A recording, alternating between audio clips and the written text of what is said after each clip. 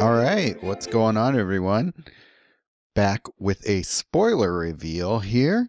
It feels like it's been forever since content creators had a chance to spoil cards for the upcoming set here. So thanks Webcore for letting us do that again. And I know that a lot of people in the community have been complaining on our behalf that the creators don't get to join in on the spoiler fun. So it's nice to return to perfect form here.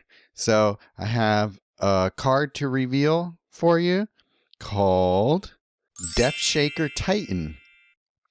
When this creature enters the battlefield, create a robot token. Reinforce those tokens X times. X is the number of artifact cards you control. Then your robot creatures gain haste and trample. And now you're probably wondering, what's a robot? Well, here you go. It's just a 2/2 vanilla creature, so nothing too exciting about the token itself. However, I think that this is a really powerful ability. You're only creating one robot token, so not a great card to pair with Healer of the Pride, for example. However, I love that it creates one token and just reinforces them however many times they're going to reinforce, because that just cuts down on animation time. And it's just one of those things about playing tokens that's just so annoying, is just waiting for them to finish spawning. So I enjoy when we don't have to sit through that. So it's a 5/5, so it's not a crazy strong creature on its own. However, the amount of robot tokens you can create is basically limitless. I guess the real limit would be however many artifacts you can put on the board. And then it's not including reinforcements, so you do probably want to have artifact tokens on the board. So obviously there are going to be a lot of token supports that will help with this. So my first idea is playing a card like Hell to Pay that will create a bunch of gold tokens. And then you can use Extravagant Replication in blue if you're playing blue and red, so that you can just trigger his enter the battlefield effect every turn. And then what's amazing is that the robot creatures gain haste and trample. So that's pretty awesome. So you're going to be able to theoretically create a pretty big robot token stack. And then they're going to have haste. So they're going to be attacking on the turn you create them. And they also got trample. So something like a Sabsunin is not going to keep them from dealing a bunch of damage to your opponent. So pretty awesome card in that regard. And here's my other idea.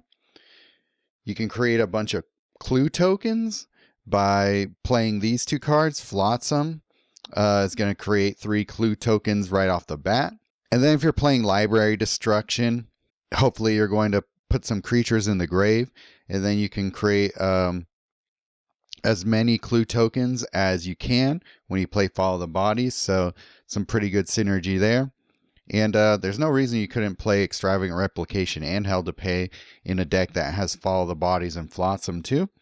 So that's probably going to be day one, something I play around with when it comes to this card. So I'm looking forward to trying this creature. It looks pretty solid. But guess what? I have another card for you to spoil here. We got Pinnacle Starcage. Support card, artifact, 3 shields, 12 mana to cast. When this support enters the board, exile all other supports and creatures that cost 11 or less. So there are a lot of cards that this directly deals with. Something like Ambiguity. Good card to play against that type of deck. This seems like a pretty decent Aminatu card, because you're going to want to put things into your exile anyway with her. And so you can just bring them back later. Or you can just build around this and just put cards in your deck that all cost 11 or more. And you can just put cards into your deck that all cost 12 or more. and just use this as like a one-sided kind of board wipe in that way. Kind of interesting way to go about it.